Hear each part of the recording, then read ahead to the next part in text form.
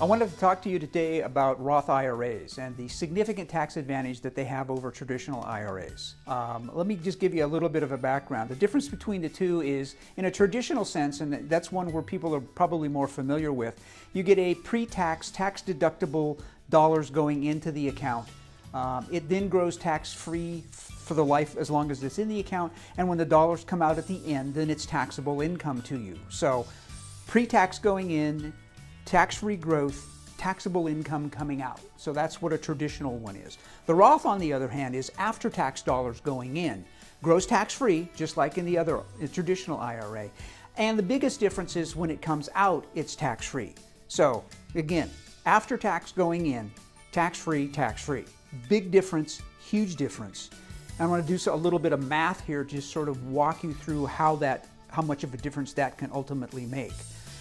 So let's just say that we're going to start with $1,000, and we're going to put that in just a general average mutual fund. And I did some research and went back to 1976 and said, okay, who's been around for 40 years? And I didn't try to pick the best fund, I didn't try to pick the worst fund, I just picked a middle of the road mutual fund and said, okay, they have a 40-year track record. We're going to start with $1,000, and then we're going to add $1,000 a month. So $1,000 to begin, $100 a month. And 40 years of growth. And what that fund did was it averaged 11.7% over that 40-year period of time. Now, I have to issue a disclaimer here, and that is past performance is not indicative of future results, but if you've ever heard any kind of an investment situation, they're always going to say that because you just don't know what's going to happen in the future. But again, $1,000 to start, $100 a month, 40 years, 11.7% average return. You end up with, and I'm going to give you a minute here to think about this. How much do you think you've got when you're all done?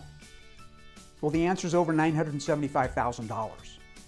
And that's a huge number the way that most people think about this, and it doesn't seem like it's possible, but that's the magic of compounding interest.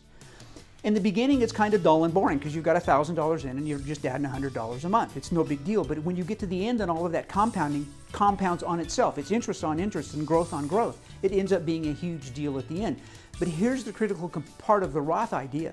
Would you rather pay taxes on the dollars going in, be done with it, and then never have to pay taxes again? Because you're paying that tax money on the $1,000 to start with and $100 a month. Big deal. I mean, the total that you've been taxed on totally over that period of time is only $49,000.